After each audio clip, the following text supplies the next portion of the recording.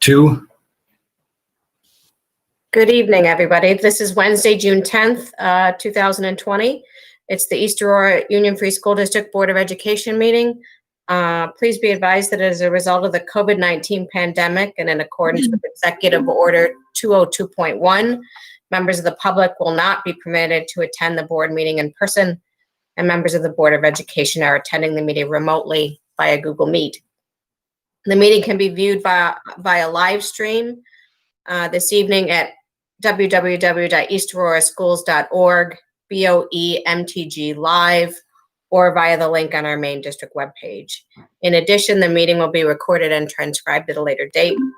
If you have a comment or a statement that you would like to be read during our normal visitor comment section, please email those to boe@eak12.org prior to 6:45 this evening, and then I or the district clerk will read those during visitor comments.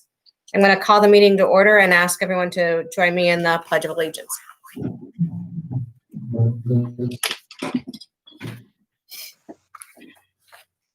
I pledge allegiance to the flag of the United States of America and to the republic in which it stands, one nation, under God, indivisible, with liberty and justice for all.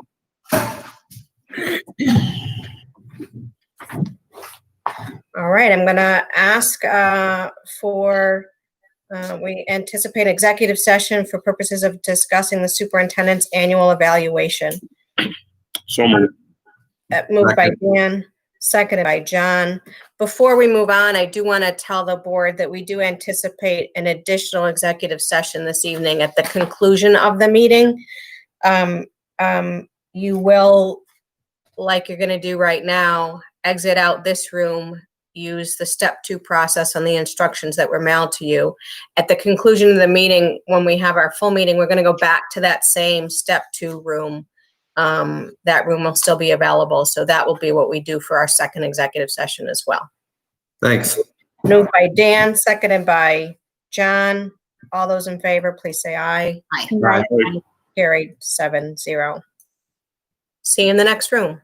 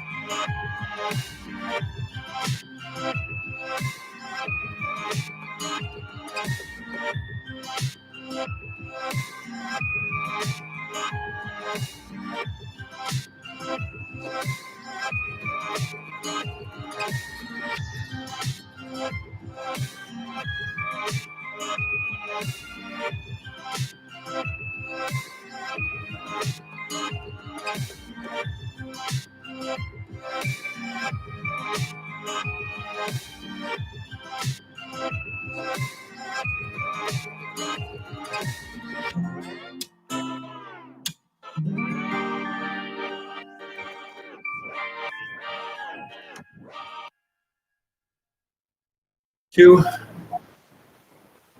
Good evening. Again, this is June 10th, 2020, Wednesday, the Board of Education meeting for the East Aurora Union Free School District. Again, I just want to announce that due to the COVID-19 pandemic and in accordance with Executive Order 202.1, members of the public are not permitted to attend tonight's meeting, and all of our board members are attending remotely via Google Meet. The meeting can be viewed live on the district website at www.eastaurora.schools.org, BOEMTG Live, or via the link on our main district webpage. In addition, the meeting is being recorded and will be transcribed and posted on our website at a later date. We did ask that any comments that anybody wanted read during visitor comments, that they be emailed to the district clerk. I'm told there aren't any comments for this evening, so if you wanted one, you would need to get that in now. We are returning from executive session where the Board of Education discussed the superintendent's annual evaluation. Mr. Russ, good evening. Nice to see you. Nice to see you. Any agenda changes? Nope, we're all set. And we are all set and moving on to superintendent's comments. Yes, you know what? I'd just like to bring the board up. We up to speed. We've had another a great week. A lot of really special activities happening, and I just wanted to share some of that with you. And we're going to be talking about the superintendent's art collection and top 10 in just a moment. But we had a chance to go and visit all of those students and drop them just a small token of our appreciation for their fine work this past week. And you know, it was great to see all of them. And they're all in great spirits and enthusiastic about hopefully coming back in the fall. And so it was really nice to do that. There's a lot of other activities happening throughout the district. We're winding down instruction. This Friday will be the last day for instructions for students, and our teachers are with us through next Wednesday. During that time, we'll be working a little bit on the task force with a group of teachers, but they'll also be just preparing to close school up, closing down their rooms and those types of things. But really a lot of nice activities happening at all three buildings, preparing for moving up day at Parkdale and at the middle school. Graduation preparation continues at the high school. A lot of good input from our students. We received some additional information. That's something that's always changing, is the governor's executive orders and press releases are changing every single day. So we had a new update that I think I shared with you, part of it on graduation, which I think we're okay. I don't think it's going to disturb the plans that we have in place right now, which is a good thing. And Mr. Roberts, Mr. Kroll will be sharing that later this week with the seniors and their families. And then also we've had obviously a change to the election date. They decided to extend it by a week, which the board is aware of. We opened the school yesterday for members of the community to drop off their ballots. A number of people took advantage of that, and people can continue to drop their ballots in the mail until next Tuesday. We need to receive them by 5 p.m. on Tuesday, the 16th. So again, I think in the midst of kind of some craziness, there's just a lot of good things happening across the board. And I continue to meet with teachers and their teams. And again, I think there's just a lot of positive information that we're sharing. And then also things that we need to consider as we prepare to open in the fall. Hey, Brian, just real quick on the 16th, the extension to June 16th on the deadline for the mail to be received. Do we now have our election clerks scheduled to come in on June 16th to begin those counts? Yes, that is my understanding. We're not allowed to open any of the ballots until the 16th at 5 p.m. And is Jackie there? Yes, she is. Yes. Yeah, and we were working to reschedule them from this week until next week, and I think we've been successful. Yes, we are. Okay, perfect. Thank you. That's all. Yeah. So, and I think that's about. I'll share some other things as we go through the process today. Yeah. This is always one of my favorite nights of the year because we celebrate students and artists and retirees, and it's always such a great evening. I'm having a hard time this one though, because this remote stuff makes it obviously much more difficult, but I look forward to seeing everybody's work this evening. So yeah, thank you. All right. Brian, are you ready for the presentation? Yes. So is Yep, just hang on. We have Mr. Van Ostrand's with us here. It's just going to take us 1 minute to switch over, and you'll see it on your screen. Before you do that, Mark, can I just share just a brief thank you? Yeah, first up is our superintendent's art collection winners. Each year we have just numerous talented artists from kindergarten through 12th grade. And we usually have the opportunity to display that artwork in our in the spring, right before the superintendent art collection is selected. But unfortunately, because of the circumstances, we couldn't have the art and tech show this year. But we thought it was very important to still recognize the winners of the superintendent's art collection. And so last week we went to visit their homes, as I mentioned earlier, and again, just dropped them off a token of our appreciation to say thank you for their fine work. And today, Mr. Van Ostrand is with us to tell us a little bit about each piece of art. So I'll turn it over to Ron at this time. Yep, just give us 1 minute and we'll get it up there. Hang on.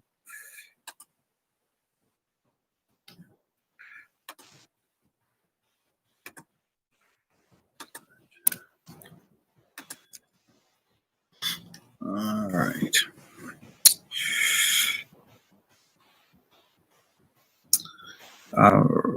Mr. Van Ostrand, are you with us? I am. I saw you. Welcome, Okay, Mr. all right. Van Ostrand. Do you want to just give a brief overview, and then I'll take my cues from you of when to switch between the artists and the artwork in our little gallery here. Sure.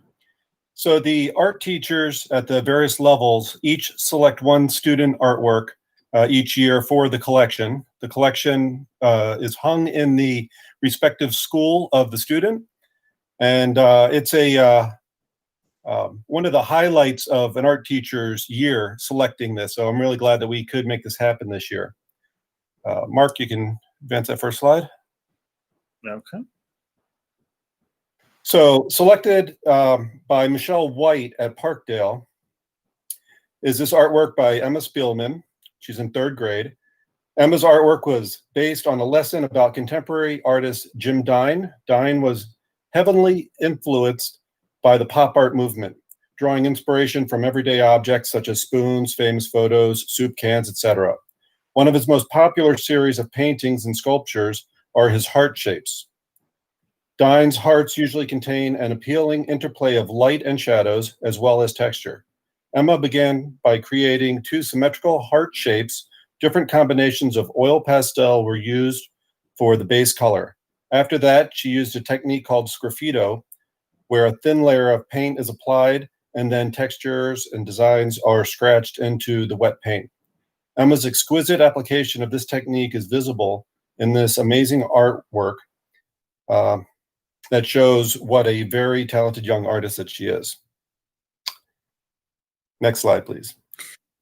I will. And just for the viewing public at home, our understanding is that the artists and everyone else being honored tonight is watching from home. So they cannot interact with us, but they can hear any comments that the board or administration chooses to make, and also Mr. Van Ostrand's introduction.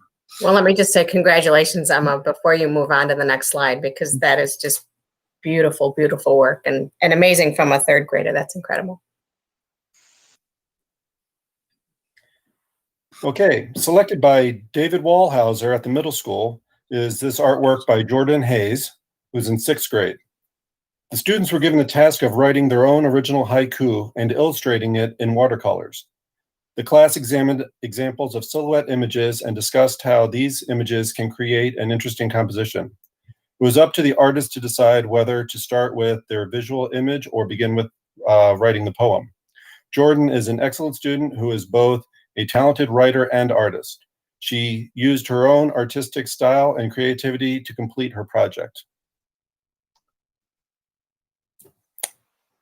Congratulations, Jordan. That's beautiful.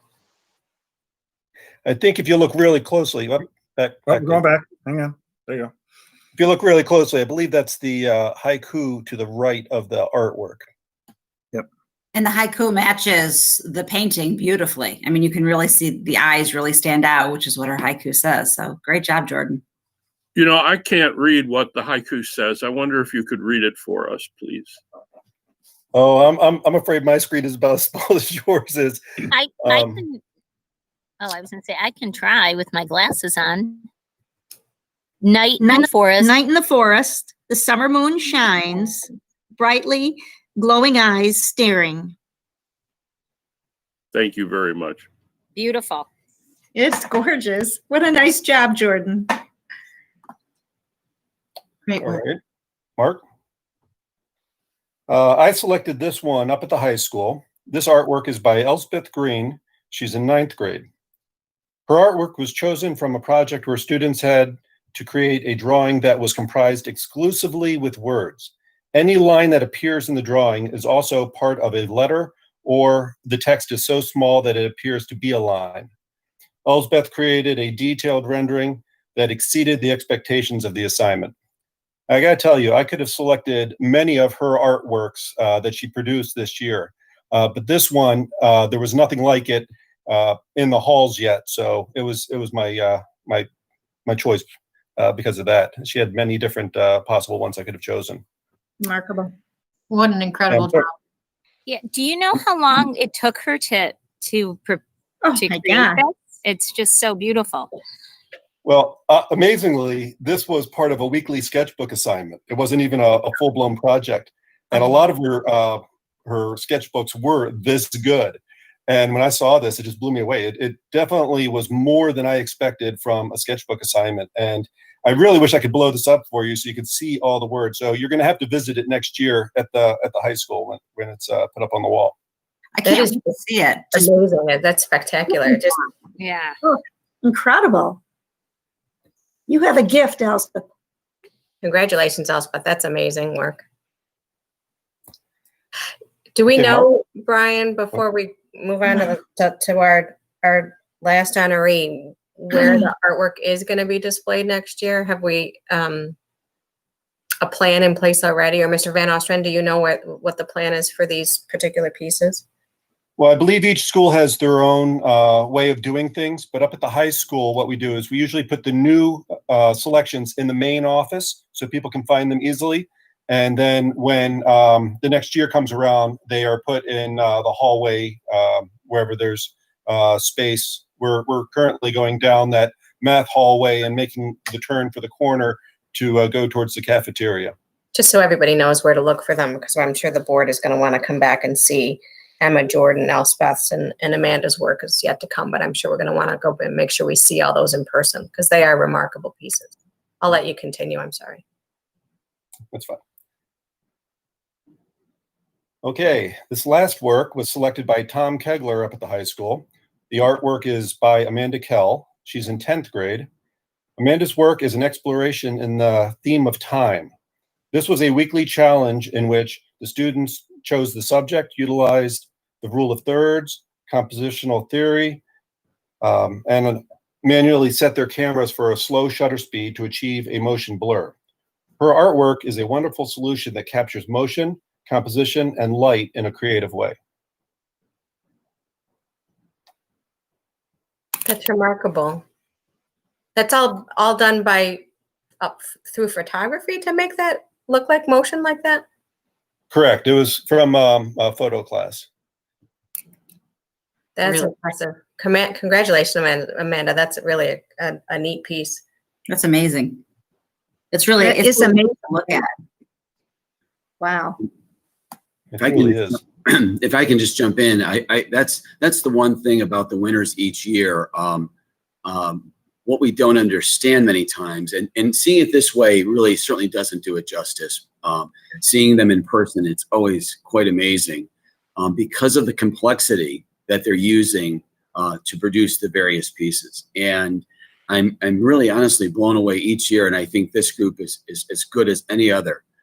Just the quality and the craftsmanship and the patience that it takes to produce this level of artwork is really quite exceptional. And I would just like to thank Amanda, Elspeth, Jordan, and Emma again for just really adding some beautiful work to my collection. I think when I retire, I get to take it with me. So I'm really looking forward to it. I'm just kidding. I don't get to take it.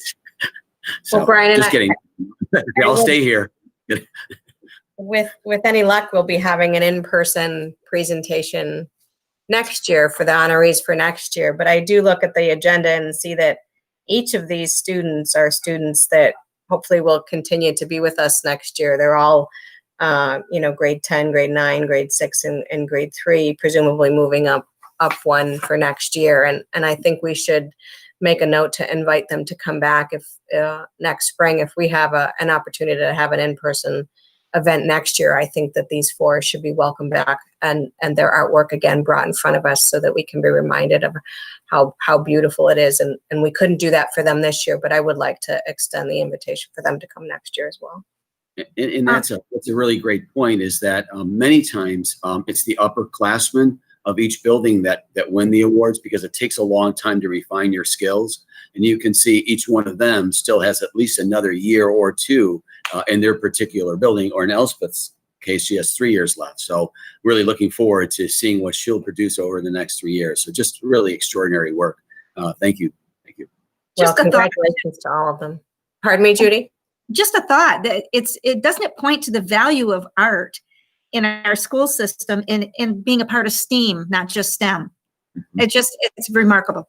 Yeah, absolutely. Thank you for that, Judy.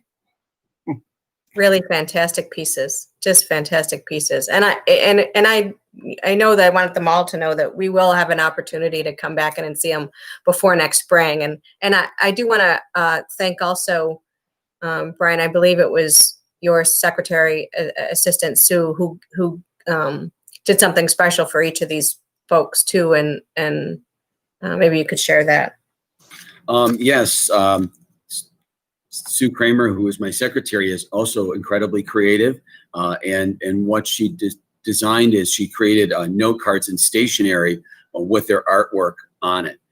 So she personalized it for each of the artists, and we dropped that off. Again, like I said last week, to each of them at their homes, and just like I said, a small way to say thank you for the incredible work they've done.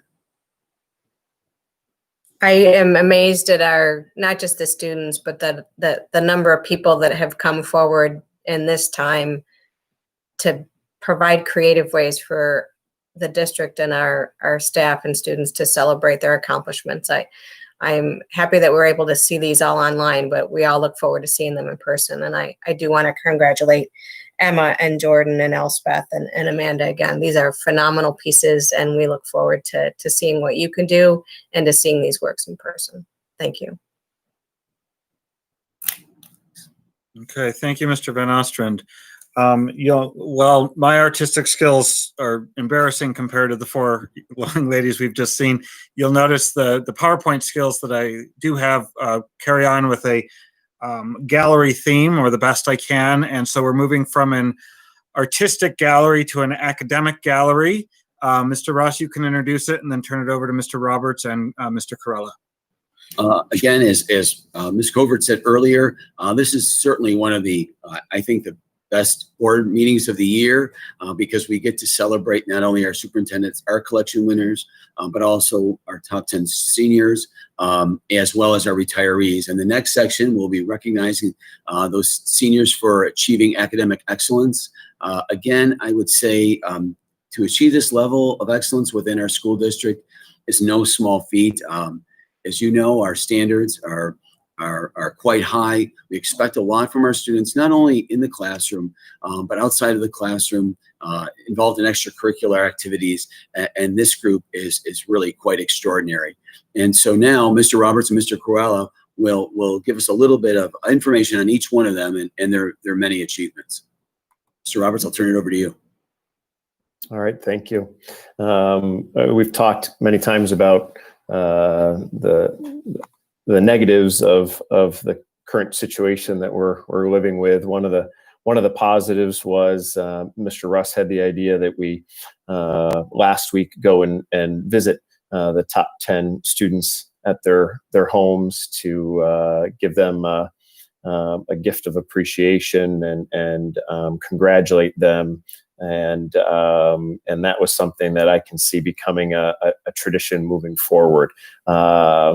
We were not great with the map quest around the town and the village, but we did find all 10 homes without incident. So thank Mr. Russ for that idea.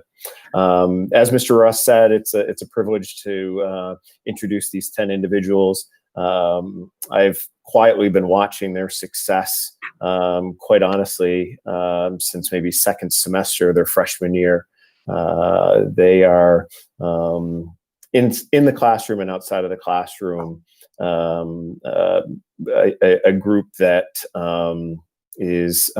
would be tough to beat from previous top 10 students. And I think you're going to see that not only in what Mr. Krell and I have to say about them, but in the diverse opportunities that they're going to be pursuing in some unique colleges and universities, some that we have not seen in my tenure at East Aurora High School. So it's a privilege to introduce the top 10 students for the class of 2020. And Mr. Mambretti, I'll have you switch over there to Madison, and I'll pull up my notes. So this is Madison DeZocco. Madison is the daughter of Michael and Amy DeZocco. She is highly motivated, respectful, and an always positive young woman. I thought of that one of her varsity softball awards honestly best describes her, and it's the Workhorse Award. As the valedictorian of one of the most competitive classes, like I said, that I've witnessed at East Aurora High School, Madison is described by her teachers as diligent, curious, and creative. She's been consistent in her pursuit of challenging coursework and has a wonderful balance with opportunities to contribute to our school community and the greater East Aurora community. Madison is a member of our Key Club, our Donate Life Club, co-president of our senior class, the tutor coordinator for our National Honor Society, a member of our National Latin Society, and is a freshman advisor. And Madison, if I may say so, although under the current situation, you can't stop me, much like your mother, who I grew up watching dominate the athletic fields in a neighboring district, Madison dominated and led our field hockey and softball teams as an accomplished athlete and leader. Madison has said that all of these experiences have created lasting friendships and memories, and all will serve her well as she studies biomedical engineering at RIT. So everyone in the audience tonight, the valedictorian of the class of 2020, Madison DeZocco. Woo! Congratulations, Madison. Thank you. And next up, we have Catherine Markello. So Catherine Markello is the daughter of Jeff and Mia Markello and the big sister of Anthony. Catherine is reliable, kind, outgoing, and a positive influence on her peers. She is described by her teachers as eager, passionate, smart, driven, and responsible. In addition, as a flutist, singer, dancer, and actress, her creativity has been on display over the years in our musical and drama productions. I must say that I will always remember her stage presence, and if you've ever seen her, her ever-present smile. As busy as she has been during her time at East Aurora High School, Catherine is the class of 2020 salutatorian. She is co-president, I didn't mention this before, ironically, with Madison of our senior class, a member of the Key Club, Student Government, National Honor Society, and our Ambassador Program. As an active member of our Fine Arts program, Catherine participated in the musical, spring drama productions, and our Film Academy. She's been awarded the RIT Award for Innovation and Creativity and the Harvard Prize Book Award. Academically, she's an AP Scholar with Distinction and was awarded the English Department AP Capstone Award. She volunteers her time throughout the Western New York area and has spent years training and working at the Wall Performing Arts Studio. We will miss Catherine and her contagious smile as she heads off to Nazareth College to study dance and political science. The salutatorian of the class of 2020, Catherine Markello. Congratulations, Catherine.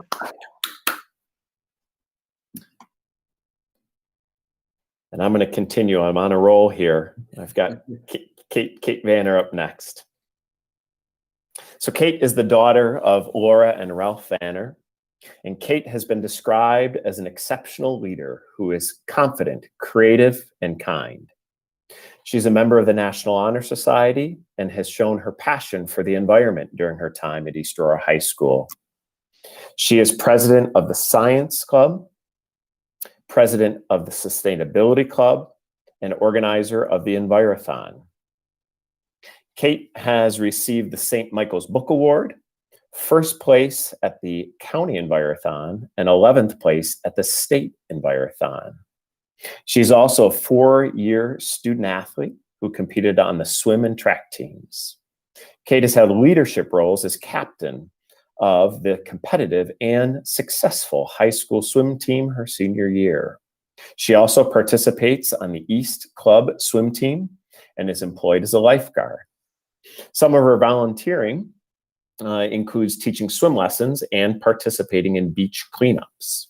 She's a 4-year participant on the high school musical stage crew and held the title of student director of the costume club her senior year.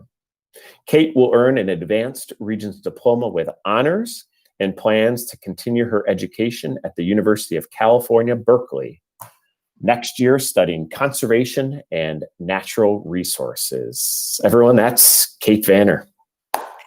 Congratulations, Kate. I think it's my turn now, Mr. Roberts. Yeah, so continuing in alpha order here, I'll hand it over to Mr. Corella. Next up is Gate Andrews, also one of the best dressed students in East Aurora High School. I just had to say that. Gates Andrews is the son of Linda and Ty Gates. Gates is an excellent role model who demonstrates a strong work ethic both inside and outside the classroom. He's a natural leader. Students always gravitate to his ability to go above and beyond what a normal student will do for his school and the community. He is a member of the class executive board, math league, student government, science club, sustainability club, and the National Honor Society. He's been awarded the Certificate of Honor from the Village of East Aurora, Moog Regional Rocketry Challenge winner and Logo Design Contest winner, RIT Tuition Exchange Scholarship, and the RIT Creativity and Innovation Scholarship. And he's also very active in his community. He serves as a member of the East Aurora Village Board Environmental Stewardship Committee, as well as participating in I Love My Parks Day.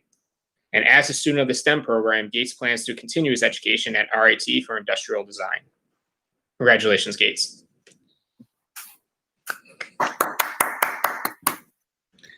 Congratulations, Gates. Next up is Grace Tapany. Grace is the daughter of Susan and Arno Tapany. Grace is an outstanding young leader who continues to challenge herself academically and athletically. She's a member of Donate Life Club, National Honor Society, Student Government, and Executive Board. Athletically, she was a member of the lacrosse, soccer, and tennis team. Grace is also the recipient of the Xerox Award for Innovation in Information Technology and the AP Scholar Award. As a leader, she's the co-president of Donate Life Club and was selected to represent the school at the Rise the Bar Leadership Summit. In addition, she is the treasurer of the Class of 2020 Executive Board and the prop master for stage crew in the school musicals. Grace volunteers her time through mission trips with the church youth organization, competitions with 4-H Flopper Hoppers Club, and caring for animals at the Broken Down Dogs Rescue Group. She also organizes food at the local food drive. Grace plans to attend the University of Alabama, where she will study environmental engineering. Congratulations, Grace. Great job. Congratulations, Grace. All right, back to me here. Karis Ertel is next to be recognized. And Karis is the daughter of Regina Ertel. Karis is truly outstanding in every possible way, and yet accomplishes it all in a quiet, subtle, yet determined fashion. She has successfully achieved an excellent balance of academically challenging courses, extracurricular activities, and community involvement. Karis has completed our rigorous STEM pathway, numerous AP courses, and was especially drawn to our technology classes. Not that I want to make this about standardized tests, Karis, but I've never seen scores like Karis. Truly outstanding and puts her in an elite group at a national level. Speaking of elite, Karis is a decorated cross-country, indoor, and outdoor track athlete and leader. She's been a member of multiple sectional championship teams and was a leader of our state championship team. Karis is excited for the future, the new challenges, and testing the foundation that she's developed at East Aurora High School. She's going to be running and studying computer science at the University of Chicago. That is Karis Ertel. Congratulations, Karis. Catherine Fertney. Catherine is the daughter of Dorothy and Terrence Fertney. Catherine is a hardworking student who is passionate and kind. She was a member of the AFS Club, Science Club, Sustainability Club, and part of the STEM program. She's been awarded the Wellesley Book Award as a junior and Advanced Regents Diploma with honors. She's always challenged herself academically and always has been successful in and outside the classroom. Academically, she's achieved mastery in both math and science and volunteers her time with Buffalo Niagara Honor Flight and Explore and more. She's also very active with their church youth group. Catherine plans to attend Buffalo State College to study environmental geography. Congratulations, Catherine. Nice job, Catherine. Good luck to you.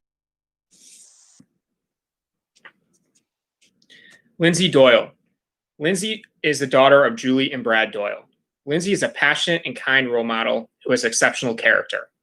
She's a member of Donate Life, Key Club, National Honor Society, and Knitting Club. Lindsay is a recipient of the Frederick Douglass and Susan B. Anthony Award. Lindsay is also very active in our school community. She's always putting herself forward to give back to our community and volunteer whenever we can have those opportunities. And those include Kiwanis Club, Action Club, and various school events through many of the clubs that we have available. Lindsay has aspirations to become a nurse practitioner in the future and plans to continue her education at Stony Brook University to study biology. Congratulations, Lindsay. Congratulations, Lindsay.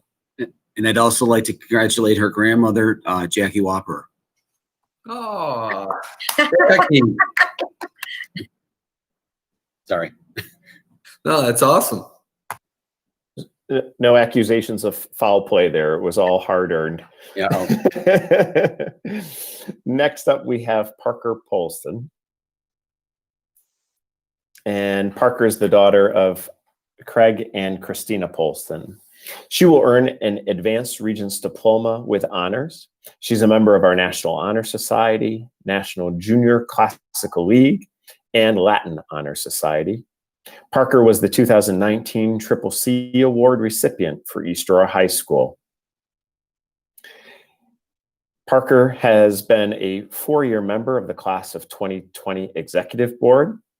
She has held an active role in both student government and the Donate Life Club for the past 2 years, named Vice President of the Donate Life Club. She's a dedicated student athlete who has played soccer for 4 years at East Aurora High School. Parker also played on a travel soccer team outside of school. She was a member of the high school musical production, serving as prop master her junior year and stage manager her senior year. Her volunteer work includes a variety of community service opportunities. Parker volunteered at Roswell during the summer of 2019 in the hospitality room. And she's also a member of Shaping Her Experience Incorporated, where she built a garden to grow crops, which in turn was donated to local food pantries. Parker is also a proud member of the Buffalo Youth Leadership Program, which focused on issues in the Buffalo community and then participated in community service projects across Western New York. Parker plans to attend the University of South Carolina, where she will study public health. Ladies and gentlemen, congratulations to Parker Polston. Congratulations, Parker. All right, last but not least, Mr. Will Covington. Will is the son of Suzanne and Thomas. Will is confident, kind, and a hardworking young man. He is a member of the National Honor Society, Science Club, Rocket Club, and Math League. He was a recipient of the RPI Math and Science Achievement Award. Academically, Will has always challenged himself. He has participated in many opportunities to the UB, such as Gen Cybersecurity Camp, Engineering Camp, Gene Annotation Project. Athletically, Will was a member of the baseball and basketball team, including being named the captain of his basketball team his senior year. He also spends time volunteering for various affiliations that include the Boys and Girls Club, VA Basketball Camp, Counselor, St. Vincent's de Paul Society, and the American Legion Meat Raffle. Will plans to attend Notre Dame to major in electrical engineering. Congratulations, Will. Congratulations, Will. So again, that's our top 10 students. And in case you were wondering, that alphabetical order was based on first name. I know there's probably some questioning what's going on at East Aurora High School with their alphabetical order. But we want to congratulate all 10 individuals.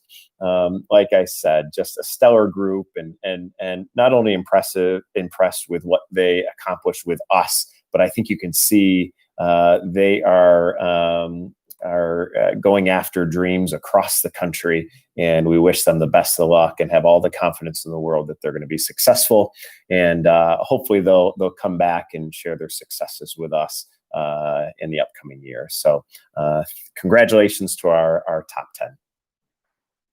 Mr. Roberts, thank you very much. That is an impressive group of kids, and many of them I've certainly known since preschool age. So it's nice to see their tremendous accomplishments throughout the years, and then to highlight it with their accomplishments and just, as making the top 10 and seeing what they've done in their high school careers. But those are some impressive schools on that list. And so we really do look forward to see what they can do in the future. And we say it every year, we want people to come back and share with us their stories. And I certainly hope we hear from this group. Very, very impressive. And I wish them all the best in the future.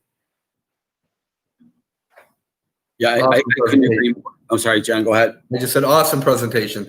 The geographical dispersion of where they're going is unbelievable as well.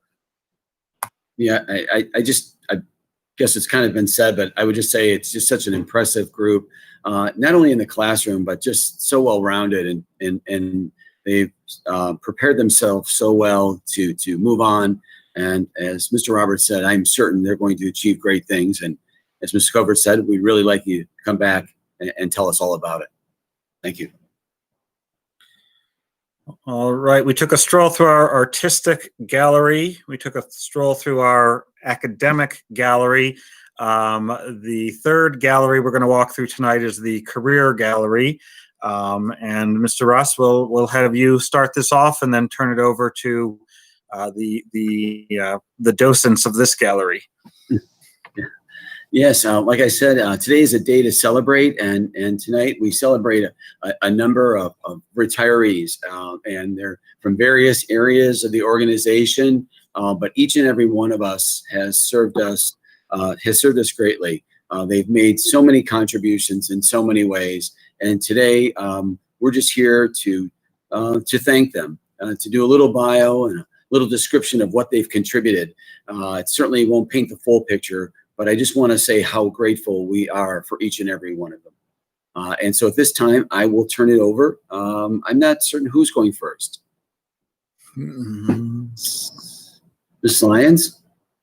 Yep. Okay. Okay. Barb Mormon is a member of the Parkdale custodial team, and I'm lucky enough to have her assigned to the main office. Barb began at Parkdale in 1985. And after a brief leave, she returned and has accumulated 30 years of service at East Aurora as a part-time cleaner. Barb is affectionately known to the students as the cleaning fairy because they leave the room messy at 3:30 p.m. and when they return at 9, it's magically cleaned. Barb makes special connections with students, and one example is a couple years ago, a second grade student at the time wrote Barb a thank you note and left it on her desk for her. This turned into a back and forth note exchange with more than just the one student, which actually led Barb to sew fabric pencil pouches for all of the girls in that class and patriotic nameplates for all of the boys in the class. Barb is also known as the resident seamstress at Parkdale. Everyone knows they can go to her to hem a prom dress, patch up a hole, make seat covers, just about anything. And she would never accept compensation for any of this. She just loves to sew and help people out. Besides spending time sewing and relaxing during retirement, Barb is looking forward to spending time with her husband, I think, but also all of her grandchildren, both locally and down south. We cannot have asked for a more generous and kind member of our cleaning staff at Parkdale and we wish Barb all the best in retirement. Congratulations. Congratulations, Barb.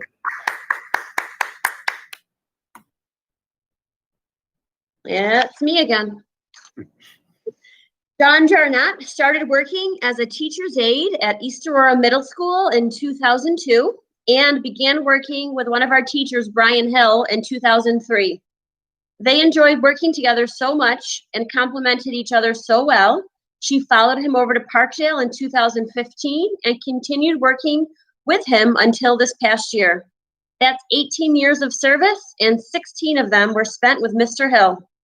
That makes Dawn Brian Hill's work wife, and I asked him to describe Dawn in 2 words, and he chose incredible and dedicated. I think myself and all of the teachers that have worked with Dawn would wholeheartedly agree with these terms. She is a true exemplar for others to emulate. She's hardworking, professional, knowledgeable, enthusiastic, and flexible. She often comes in early and stays late and is willing to go above and beyond her job description and responsibilities. She takes initiative and will do anything to meet the needs of her students. She encourages the students to try their very best and succeed. She pushes them to do their best by supporting them when needed, but also steps back to foster their independence. Dawn will be enjoying retirement in her garden, on the golf course, traveling outside of Buffalo, and spending time with her 6 very young grandchildren. We wish Dawn health and happiness in her retirement, and she will be greatly missed. Congratulations. Congratulations, Dawn. I might just add, that I work with Dawn too, and she's a very special lady. I would describe her as kind and a good friend. Mhm.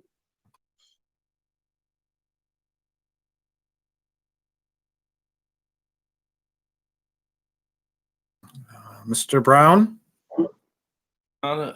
There we go. Sorry, it took me a while to unmute myself. Kevin Cott, my man. Kevin Cott was hired in 1998 as a business education teacher. And he has not only excelled as the business teacher at all of the different levels throughout his career, but he's also led fellow teachers as the team coordinator.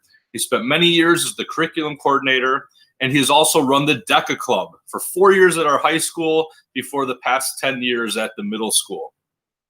When many people, especially students, describe Kevin, they describe him as the teacher that they absolutely love. However, they're a little bit scared of. Kevin is known for being that teacher the first day where the eyes are wide open and everyone's not really sure what to expect. And then 2 weeks in, they are running to his class because they can't wait to get there. He has this ability to connect with the students in a way it almost makes them feel like they're on a TV show. They never really know what's going to happen. They never really fully know what to expect. But the one thing that they're sure of is to learn a lot and to have a good time. Every time you walk by his classroom, the kids are fully engaged. He excels in many things, including giving creative nicknames. I will definitely miss hearing Mr. Cott's nicknames for his students. I know that in his time, once he does retire, now that this has happened, he will spend a lot more time with his wonderful wife, Colleen, which he's looking forward to, and his grown children, but most importantly, his grandkids. He always has a picture on his phone and a great story to tell. And I'm sure that he'll continue with his creative nicknames throughout the years with his grandkids. On behalf of the East Aurora Middle School and the district, we would like to wish Kevin nothing but good health and happiness in his retirement. We're hoping he stays in touch, possibly even as a substitute, who knows. But I will greatly miss Kevin out in the hallway every morning, yelling at the top of his lungs, "Morning!" to every student who walks by. It's definitely going to be a little bit quieter around the middle school, but we are certainly going to miss that. Kevin, you're one of a kind. Congratulations, Kevin. Kevin was remarkable to work with. He will be the teacher kids will remember over time.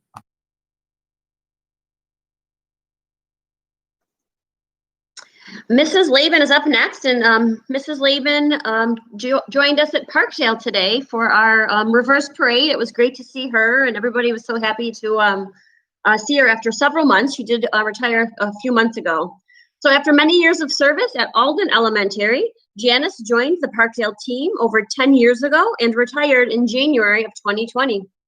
I think she might have had some inside information that teaching was about to become a lot more difficult, technology rich, and look a lot different come March. Janice, you made the decision to retire just in time. Mrs. Lehman was the hub for anything to do with reading and books, and teachers often sought out her advice for book recommendations for their classrooms. She would also put carts of books together related to the character trait we were focusing on as a school, so teachers could easily go and grab a book from the cart to read to their class. She is one of only 2 teachers at Parkdale that saw and taught all 600 plus students each week. There is no doubt that she instilled a love of reading and books in all of those students, and one of her favorite things is hearing from former students that they still love to read. At Halloween time, Janice always dressed up as a book character, and guessing who she was always one of our favorite things to do. Mrs. Laban still keeps up to date on what the students are doing by visiting our Facebook page, but is definitely enjoying retirement, taking care of her large farmhouse, doing a lot of gardening and bird watching, selling flowers from her stand at her house, and spending time with her 8 children and many grandchildren. I know she's already enjoying retirement, and I wish her the best of luck in the future. Congratulations, Janice. Congratulations, Janice.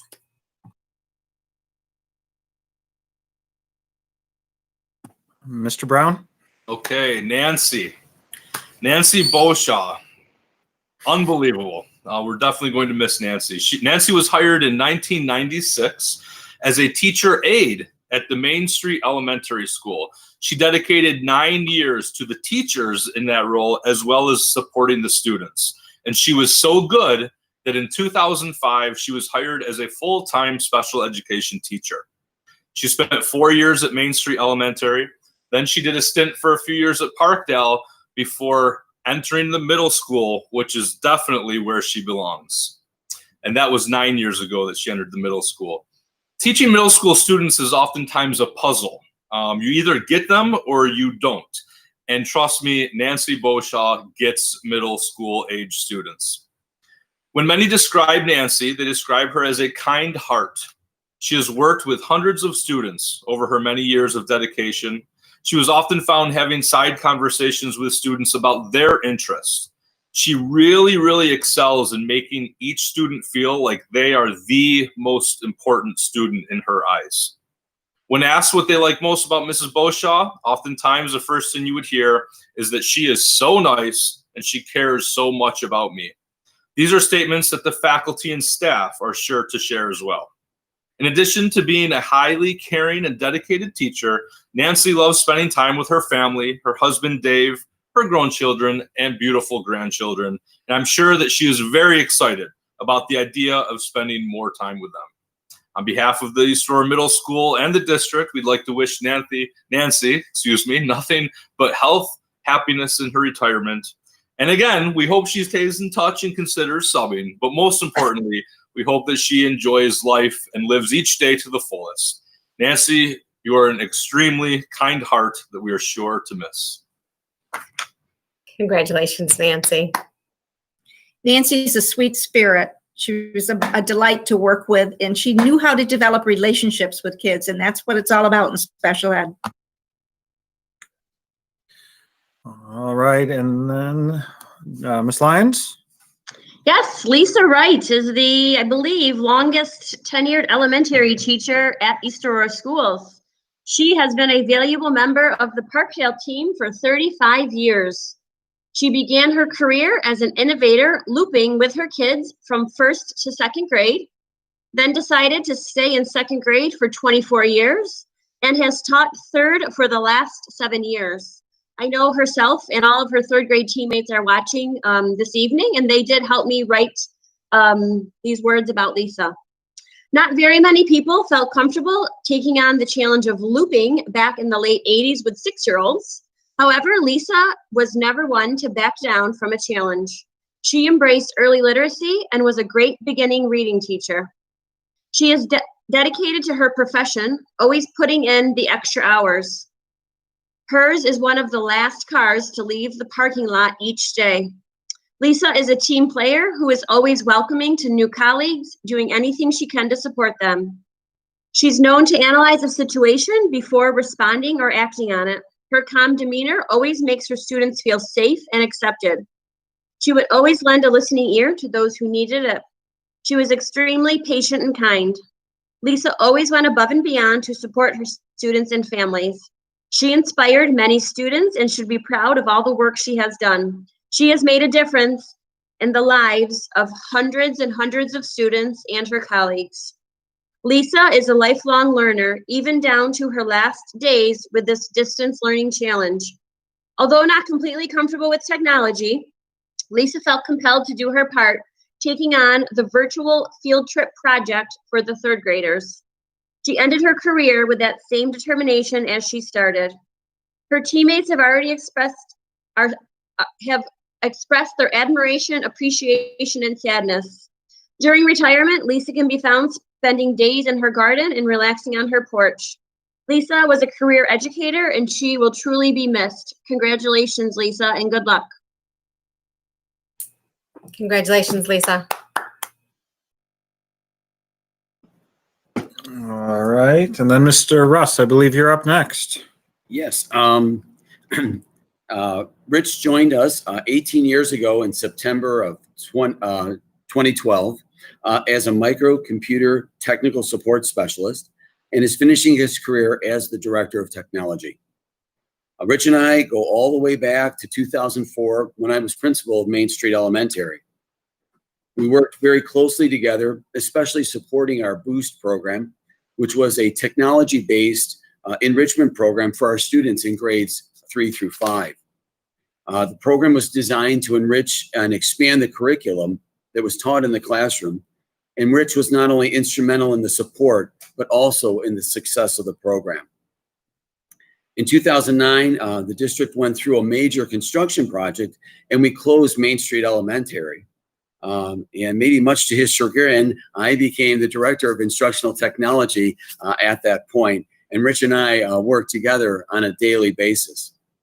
He did an amazing job building our infrastructure and supporting the systems so that we could offer cutting edge technology to our teachers and students.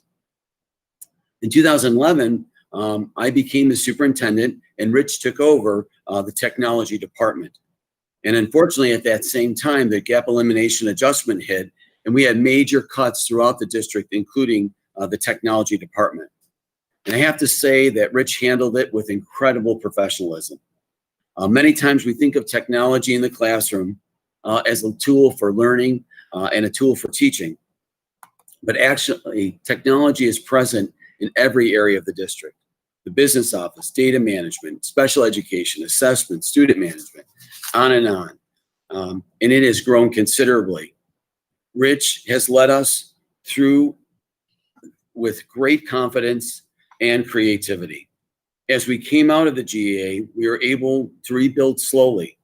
And one of the latest projects that Rich was responsible for was the purchase and deployment of our one-to-one Chromebook initiative. This was not only well received by our students, families, and staff, but was incredibly insightful as we had to move to remote learning this spring. Our students' remote learning experience would have been much less effective without the Chromebooks, and we owe him a huge debt of gratitude. So much of what he does goes on behind the scenes, but we couldn't function without him. He has been a true leader for the district, creative, hardworking, dedicated, innovative, and forward-thinking. I am so grateful to have had the opportunity to work with Rich and even more grateful for our wonderful friendship. Rich, on behalf of the Board of Education, the administrative team, all of our students, teachers, and staff, I wish you and Kathy a long, happy, and healthy retirement.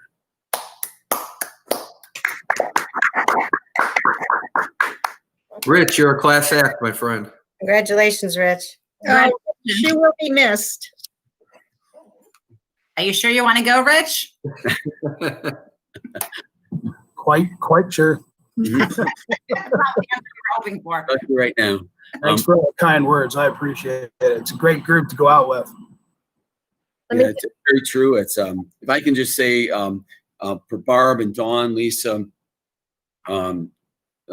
Janice, Nancy, and Kevin, I can't read my own writing. I apologize. I just want to say all of them, all 6 of them, really came to work every day, just doing the very best for our students, just being kind and understanding and hardworking and devoted, and also great teammates to their colleagues. And so these are always difficult times to say goodbye. And of course, we never thought that you would kind of end your career in this under these circumstances. But we just want you to know just how grateful we are for your fine work, and we wish you the very best as you move forward.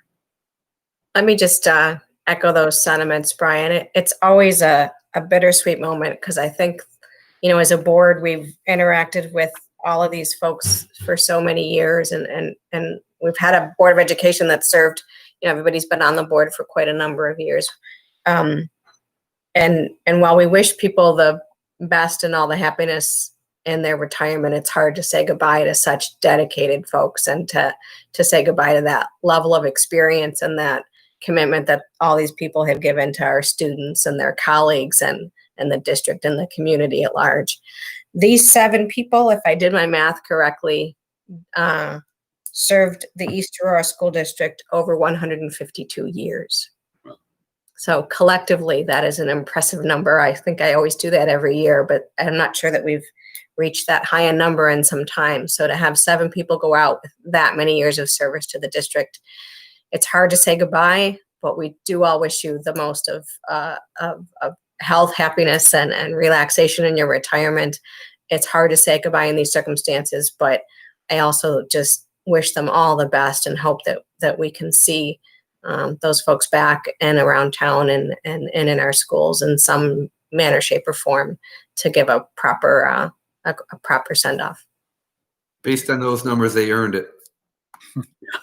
Sure did. Before we move on, just wanted to share one more thing.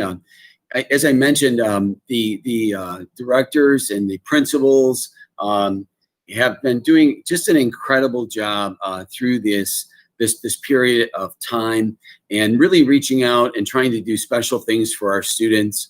Whether it's about instruction, about technology, or about celebrating their achievements. And today, Ms. Lyons mentioned earlier that we had this wonderful reverse parade where all the staff members from Parkdale, they were outside on the sidewalk of the building. Kindergarten had pools filled with water, and the parents and their children came through and just waved and said thank you, and we wish them well over the summer. And I have a picture from that I'd like to share with you now, just to kind of give you an idea of what it was all about. So there we have Miss Lyons and Mr. Leibrock dressed up for the occasion. That's not his brother. That's him. That is Matt. That is not Mick. So that is really him, and he's dressed up in this in a pineapple suit that I believe he borrowed from Mr. Membretti, and you can see Miss Lyons took the Hawaiian theme to the very limit, and so I'm always amazed at how many headgear and things. Is that a pineapple hat? It's pineapple glasses. I told him he looked like Elton John. He was. I don't even want to know why, Mr. Membretti, you have that suit in your closet. Yeah, we can move on to the next. Actually, what do you want to know? Have you shared that with your significant others?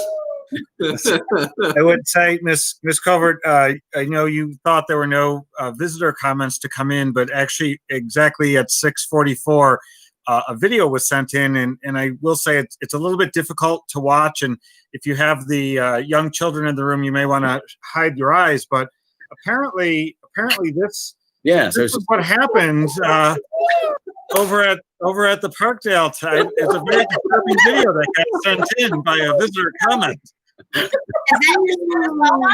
Dressed up in a blow up plant. I made them dance. I'll have to admit it. I made them dance. Just saying, these very disturbing videos you could find on the internet nowadays. We had, Perfect. we had hundreds of cars come through today, and it was a very touching. And actually, one family threw these out of their sunroof. I would say they had to throw out a few hundred because everybody got one, and so it's a little float that you can put your drink in, and so it's really a lot of coordination. It took a lot of time and effort to communicate with parents, and actually the way Jess and Matt designed it, the families came through at a really nice pace so that we could enjoy it and talk to them and have a really great beginning of the send off for our students. So again, I just wanted to thank them and all of them. As I said, Mr. Roberts last week, Mr. Krella, delivering the packages, and also I think they did a great job this week at the high school. They had a bunch of stations set up where kids could come and drop their books off, and the seniors came through and they were able to get their contents of their locker, pick up their yearbooks, pick up their cap and gown, and also get some ice cream treats at the end of the road. And so many of them were actually in tears saying goodbye, and it was a very touching and again very well organized, and takes a lot of time and effort to pull it off. And even same thing for the middle school. Mr. Brown has done a number of things with the students. He's preparing for his 8th grade moving up day ceremony, which will be happening shortly. Some videos and things like that. So they've been just doing really great work, and I just want to thank them for that. Yeah, I think it is impressive to see how everyone's come up and made it memorable and meaningful and for all the kids and their families, because it's a hard way to end, but I give my hats off to all you folks for being so creative in the way you're approaching this. It's really impressive. Mark, do you keep purposely going back to picture? I think of poor Mrs. Byer, who has to transcribe this meeting, and when there's video, she has to describe them in the transcription. So just for that sake, we could watch it one more time. Mr. Liebrecht and Miss Lyons, everyone. And it was really hot out today, like in the 90s. All right. And I love the Hawaiian hat. Yeah. With the palm trees. Yes, with the palm trees. Okay. All right.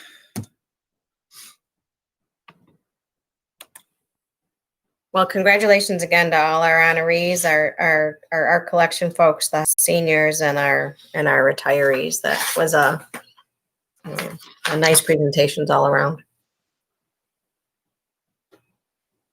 Did you have more on superintendent comments, Brian? No, I think that's it. All right.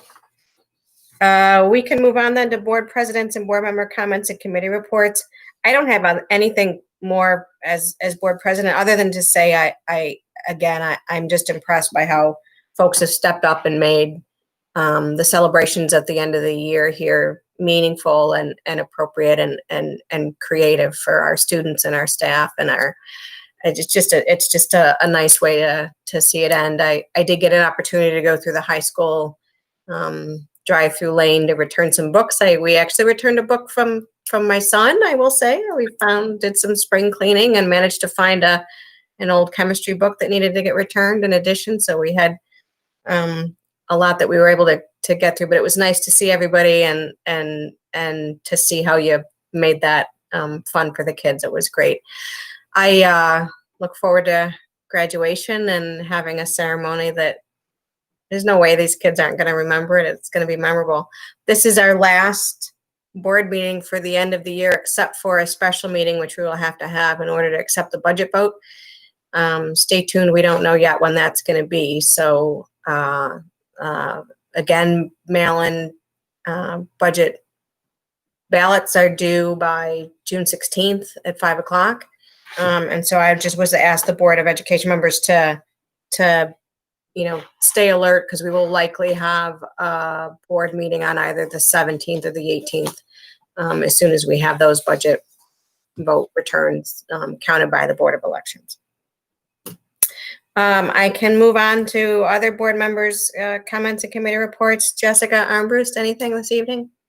Just a huge thank you for all the continued connection and creativity. I don't know if anyone has had a chance to see it yet, but I saw Mr. Brown sent out the link to the 8th grade honors experience capstone event.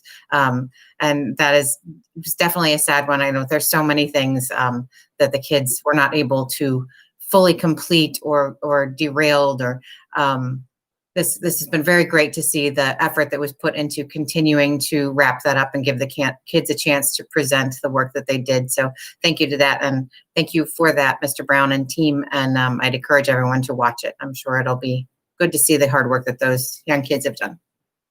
Thanks. Ms. Allweiler? You're muted, Terry. You need to unmute. Thank you.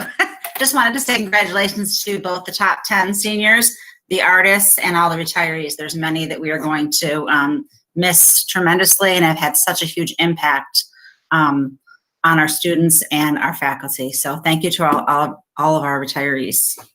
Thanks, Terry. John Seghetti? A couple of things. One is thank you for all wanting me back again for another 3 years. I really appreciate it. Two is I can't think of a better group of people that I want to be on a board with and associated with. You are all phenomenal. And three, everything you showed today, from the top 10 to the artists to the people retiring, just says everything about this community. Thank you. Thanks, John. Judy Malice? What a remarkable group, from the artists right on down. It's just remarkable. It just almost takes my breath away. Makes me proud to be part of the Board of Education. I also started watching the capstone. I haven't gotten through all of them yet, but I started watching those presentations. I went last year when it was at Knox, and these kids just blow me away as 8th graders. And how neat that it was open to so many more kids this year, that you had a double group almost. I mean, it was just amazing. So I'm looking forward to getting through all of those. I will watch every one of them. And I was just a question too, and maybe this isn't the time, but I'll just throw it out there. Any news on when the task force is going to get? Yes, Judy, we just had our first meeting with our grade level and department chairs just to do a debrief on what went well and what we need to focus on. We're going to probably meet again. We're actually going to be meeting in some groups this Friday, and we're going to meet again next week. Again, these are just kind of short meetings to tie things up. What we're waiting for, and I thought we were going to get it ahead of time, is, and I just found this out, we're not going to receive the governor's direction until the end of the month, and then we're going to have 3 weeks to pull it together. So, so as soon as we, what we will be doing is actually creating like some subgroups.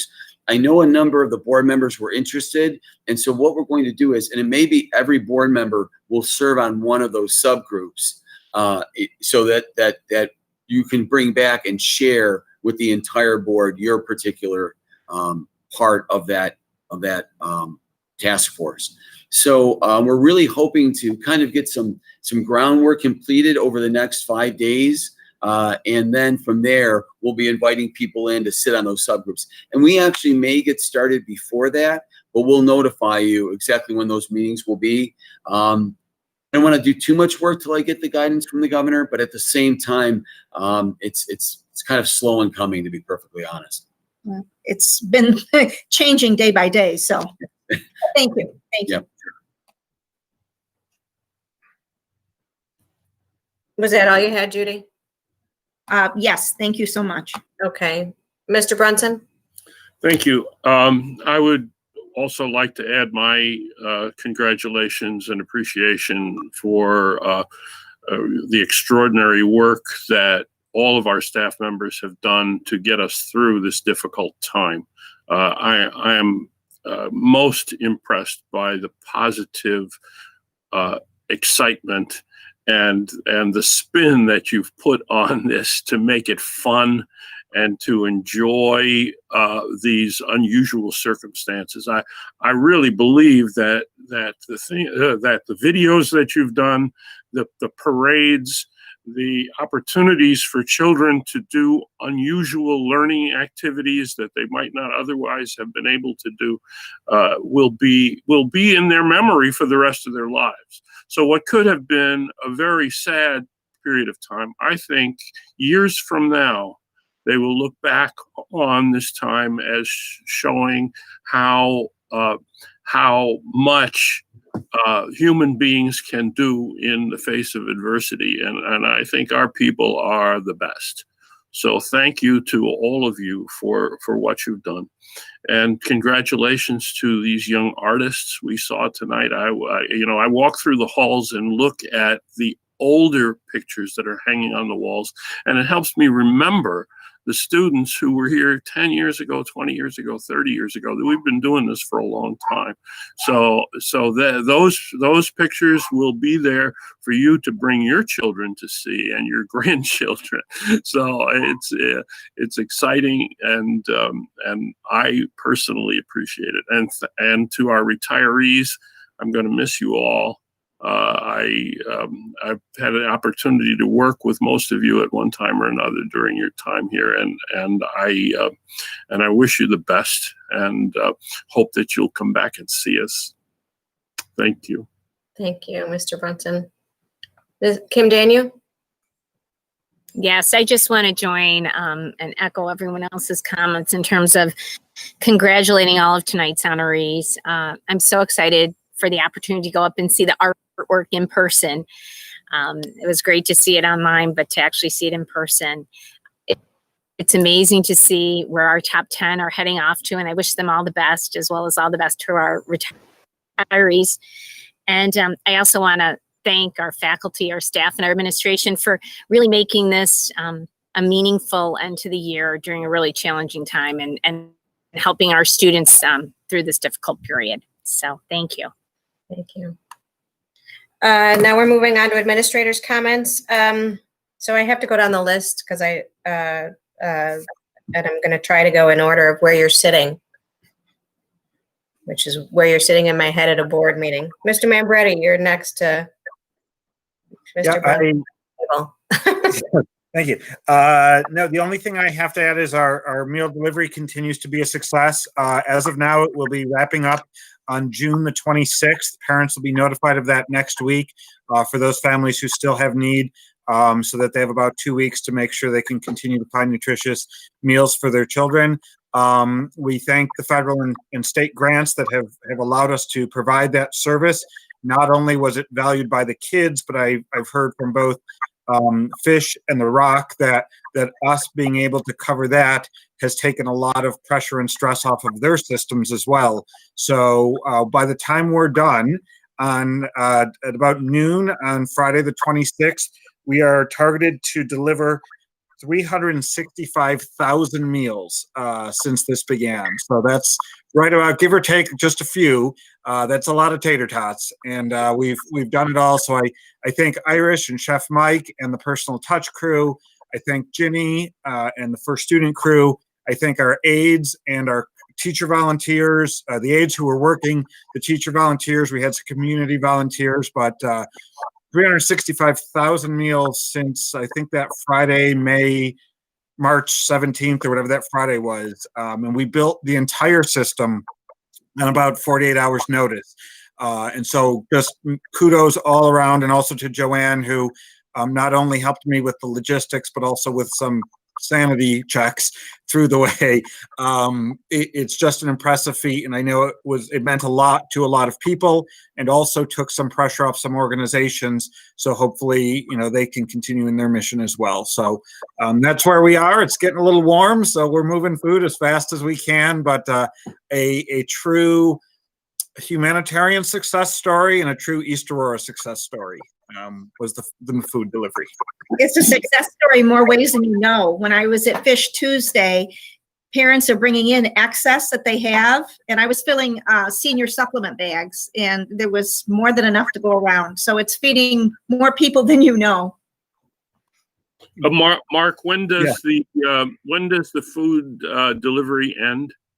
Friday the 26th, they'll get 4 meals, so they'll have enough food through Tuesday the whatever it is, 30th. I don't have a calendar in front of me, but Friday is our last delivery day, and they'll get 4 breakfasts and 4 lunch on that day.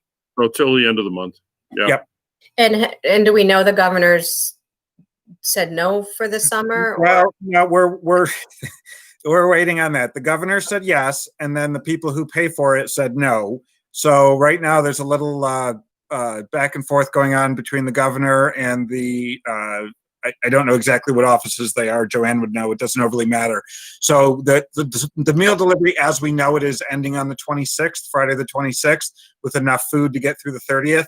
And we're letting the governor and the people who pay for the food fight it out to see if we would continue in some fashion over the summer. Okay, thank you. Joanne, George, anything? Not at this time. I will during my finance presentation.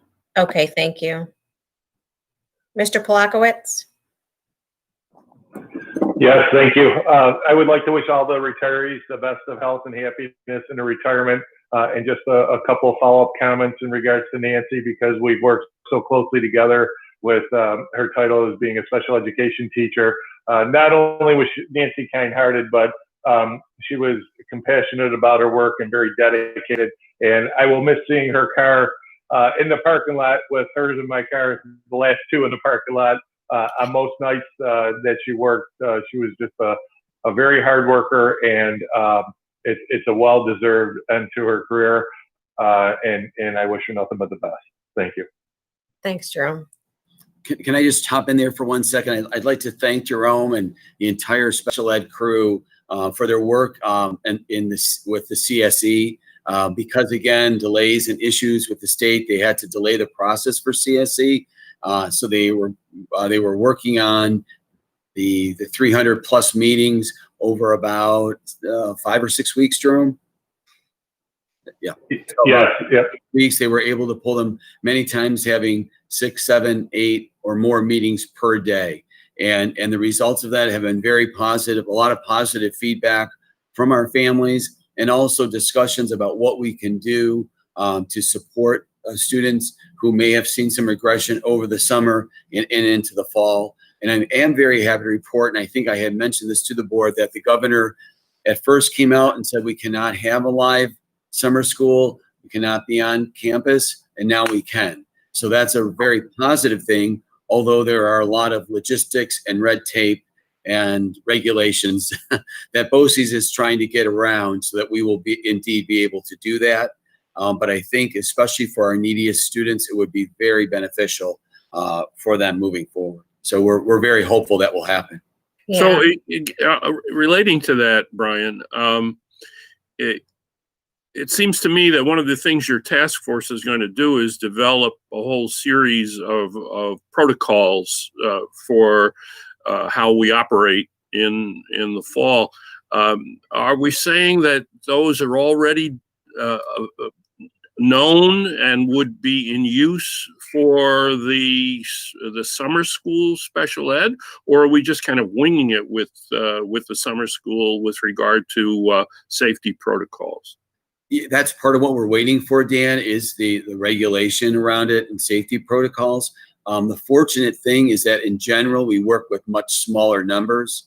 Many of these class sizes are many times less than 6, sometimes maybe 8, but the numbers are very small. And so that's what BOCES is working on right now, is how do we prepare the classrooms to make sure that we're meeting all the requirements for safety. So it might even be a little microcosm trial run that would help with identifying things that have to be addressed for the fall. Yeah, yes, that's true. It will be a much smaller scale, but nonetheless, we'll be able to see what types of, and we've been gathering information on all types of PPE, protective equipment for our students and staff. And so we just need to sort it out and see which types help us to meet the safety mandates. But again, it will be, I guess you could say it will be a bit of a trial run. We'll be able to see how it works, and then obviously have to apply it to a much larger scale. Thank you. Jessica Lyons. I've learned to make sure I don't send Mr. Membretti any more videos. Very careful now. No, we had our reverse parade today. It was amazing turnout. I would say most of our families drove through, and everybody was just very grateful, and we're grateful right back at them. We couldn't have gotten through all of this without supporting each other. So that's all I have right now. Awesome. Thank you, Jessica. Mr. Brown.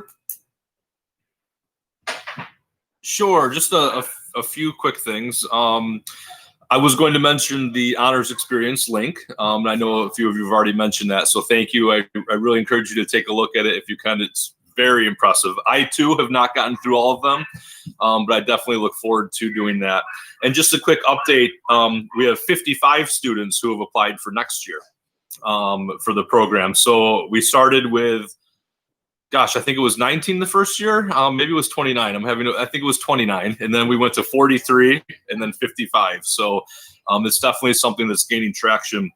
I also just want to thank, what everyone's echoed, or I just want to echo what everyone has said about the parents and, the efforts that they've had and the support, of their students and the teachers. And, everyone's gone above and beyond. But one group especially is the PTO. The PTO have always been supportive.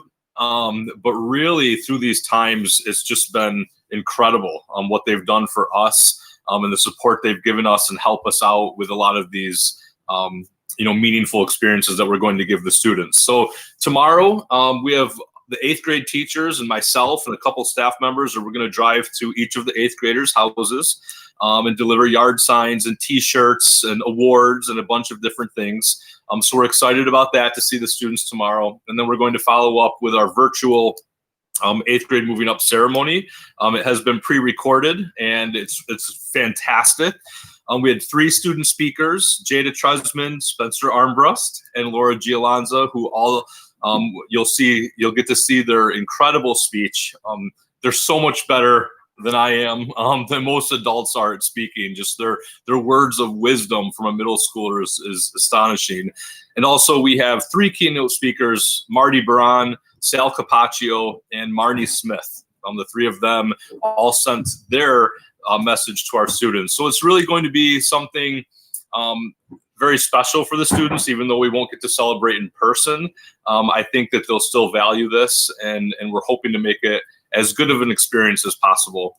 And also just to add in there again, the 8th grade teachers have really stepped up and they're giving a lot of time to make this special for them. So we're looking forward to that, and just congratulations to all the students for everything they've been through. Thank you, Mr. Brown. I probably should say there's been a lot of creative ideas about how to make things, how to celebrate kids at every grade level, Parkdale and middle school and at the high school.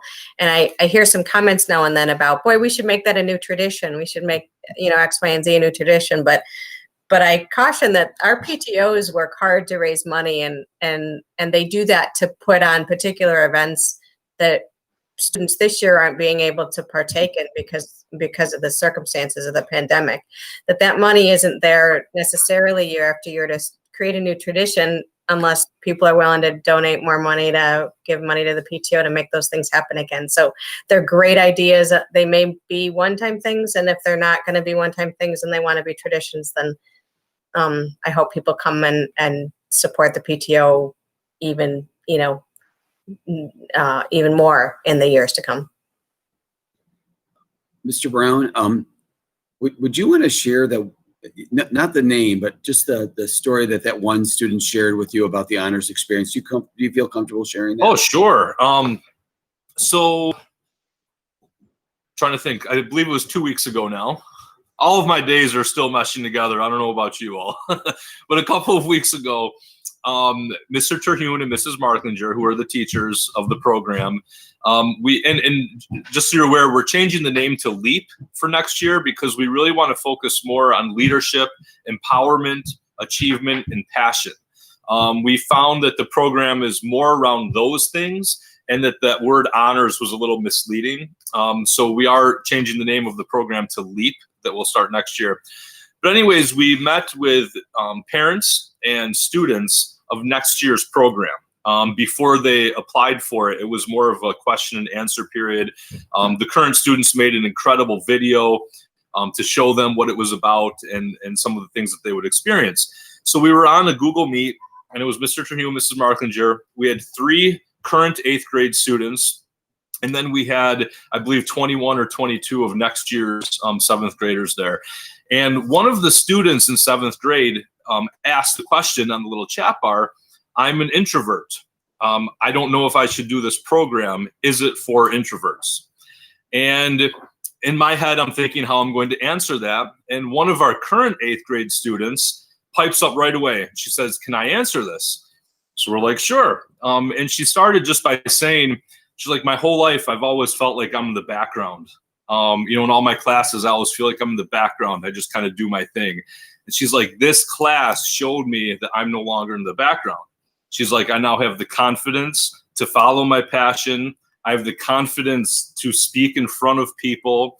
And I know that I'm now going to make a difference." And when she said those words, it was like, chills all throughout my body. I couldn't believe the impact that a program like that can have on a student. And that, to me, even if it's just that one student, for history of the program that it has an effect on, it's well worth every hour and every dollar that we've put into that. So, and that, that's a tribute to you all for supporting it. So thank you.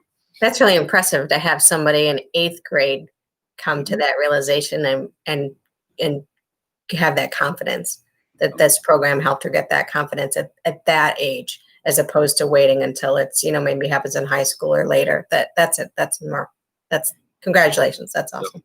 And having 55 students actually is more than a third of the entire class, which is really, really great to hear. And I do want to just thank Amy Marklinger and Gary Trujillo.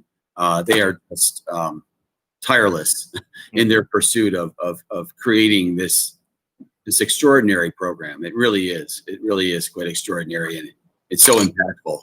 And just want to thank them again for an incredible amount of work to make it happen. As much as this pandemic has just sent everyone scrambling, the fact that one 7th grader was able to ask that question in the chat during the Google Meet was huge, because I have a feeling that had it been, a group together face to face, that question would not have probably been asked. So the fact that they were able to ask through that forum, it's one of the positives for this pandemic. I think the whole program is incredibly positive, especially since you opened it up to all kids. There's a lot of mental health help right there. It's just amazing. I'm grateful you started this. Good. Me too. Thank you. Thank you, Mr. Brown. Did you have anything more? That's it. All right. Thank you very much. Mr. Liebrock, anything? Yes, I just like to thank Mr. Mambretti for loaning me his apparel today. He did offer the opportunity for me to come and raid his closet, but I had to decline because psychologically, I don't think I'm ready for that. So I'll work up to it, though. Wait, man, are you claiming that was his apparel?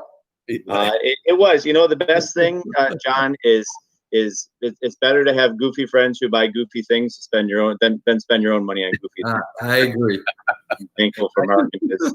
I would also say Matt deserves an award. That pineapple suit is 100% polyester. Yes. It was about 97 degrees with 95% humidity. Yes. So the fact that he doesn't look like a raisin right now is a testimony to his own physical health. I'm not sure if it's yours, Mr. Mambretti, that you would want it back. I'm not sure. Just right to the Parkdale dumpster. You may just want to hold on to that. Yeah, bring it out. Oh, good. The only thing that I can add on a professional note is we've talked about our own task force, the athletically here, the New York State Public High School Athletic Association. They put together a task force that actually met today, and we'll be getting the reports from that shortly. But they are charged with taking a look at what do sports look like should we return to school, and how does it coincide with the return to school. And they got input from superintendents, athletic directors, coaches, people from across the state. Several hundred people chimed in to help guide that task force. So as information becomes available, I'll be happy to share that with you so you know what's happening on that side of things. I'm hoping at the July meeting, we'll be able to get at least some preliminary reports on athletics and maybe even a return to school, what things might look like. Yep. Great, thank you. Mr. Roberts? All right. Just a couple things to update the board on, and Mary Beth, after saying that we'll be, I think you said our last meeting prior to graduation, I can maybe give a sense of what's coming up on the horizon at the high school. If you didn't have a chance to watch a video that we pushed out through our social media on Monday around our yearbook dedication, I'd ask you to do that. The yearbook was dedicated to math teacher John Heisner. We surprised him in his front lawn last week and performed the dedication at his doorstep. So it's worth a viewing, and it's a big year for John Heisner because not only did the students select him to have the yearbook dedicated to John, but he was also selected by the seniors to perform the reflections speech at graduation. So if you know John, this is going to be a period of great growth for him in public speaking. And he's very nervous. So if you see him, tell him it's going to be okay. But I just want to congratulate John, an amazing teacher, amazing coach and advisor and person, and our students just love him to death. So he's going to be front and center here, and then over the next couple of weeks. We had our seniors, as Mr. Russ and Mrs. Covert said, we had our seniors on campus yesterday. So thank our PTO again for providing some unique gifts for them. And was a well-oiled machine. I want to thank our teachers and our teacher aides for supporting that endeavor. We pushed out today a sign-up genius for our seniors so they can come on campus one at a time to get their pictures taken in a couple different venues and also put their handprint on the senior rock that was purchased. So I think almost half of the slots have already been taken. So if you have a senior, make sure you grab a time slot while they're still available. And that's taking place on the 19th, a week from Friday. I'd also hope to send out a graduation letter or graduation information packet this week. My goal was Friday, but if you've paid attention to the news, we received some guidance from the state. I think it was late on Thursday of last week, some guidance from the governor early this week. So that may delay that packet to the beginning of next week. But either way, I'll communicate with our parents that it'll be out on Friday or early next week.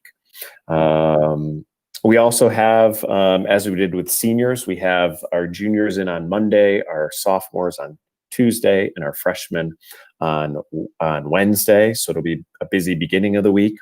And then that following week, as we lead up to graduation, just pay attention to our social media. We have a number of unique and somewhat emotional videos that we'll be pushing out on both Tuesday, Wednesday, and Thursday, including our scholarship presentation, because we're pulling our scholarship presentations out of the graduation ceremony. We're creating a video with all the presenters that you would typically see on our graduation stage, but we've taped them and put them in a video that'll go out on Thursday, the 25th. And then our graduation is planned for the 27th. So still working out the details and adjusting as we need to, but we're really excited about what the ceremony is going to look like. And I want to thank the graduation planning committee for helping design a ceremony that's going to be special for our seniors and parents. After the graduation ceremony, I will tell you that if you're not going to be at graduation, that maybe you line Main Street, because we'll be parading down Center Street and up Main Street in a parade of about 154 cars on the 27th. So a lot of exciting things to come, and we'll try and keep you in the loop as they develop over the next couple of weeks. That's great. Thanks, Bill.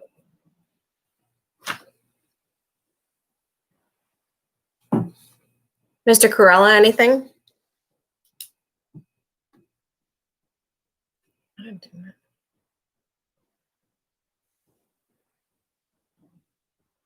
Sal, are you on?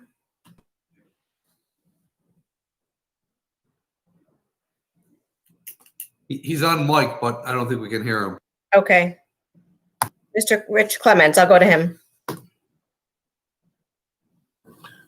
Everything's going really well in the technology department. I'm continuing to be so impressed with the staff, the way they innovate, and there's no curveball. They just address everything that comes their way, and it's so impressive. On a personal note, I want to thank everybody for their kind words this evening. This is always my favorite board meeting of the year. I get inspired by the artwork. I'm glad I'm near the end of my career, so I don't have to compete with any of these amazing graduates in the job market. And it was really cool to be on the agenda.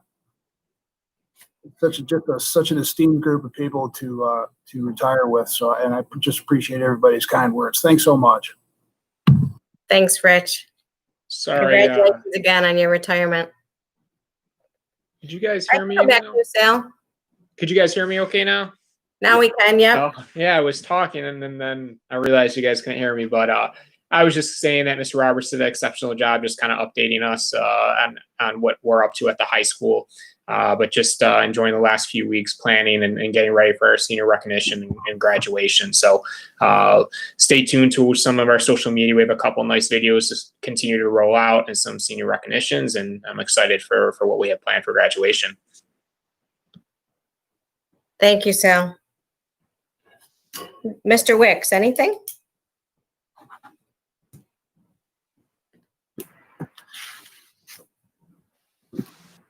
Just to congratulate the retirees again, and we're looking forward. This has really been challenging. It's been amazing to watch this whole thing play out, and looking forward to working on the task force and making this making the best we can out of this new world we're living in.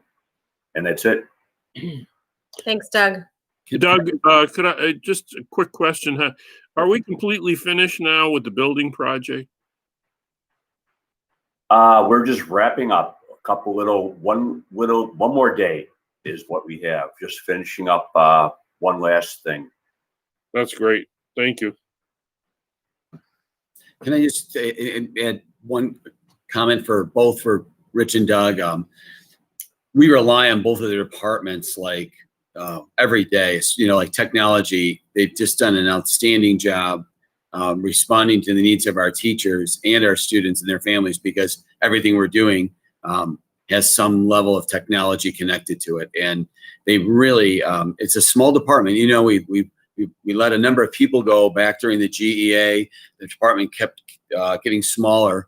We've added a few since then, but still, they do an incredible job. And the amount of work that they're able to achieve within a day is really quite incredible. And the same thing for Doug's crew.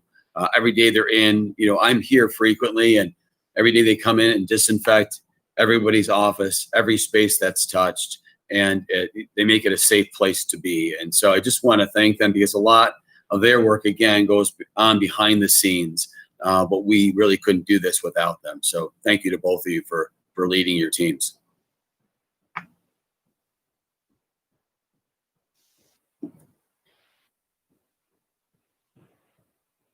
So that's all I have for, did I get everybody on administrator's comments? I think so.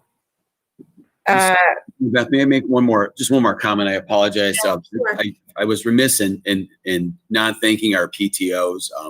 I've met with them, gosh, it has to be, at least 4 times over the last, 6 or 8 weeks.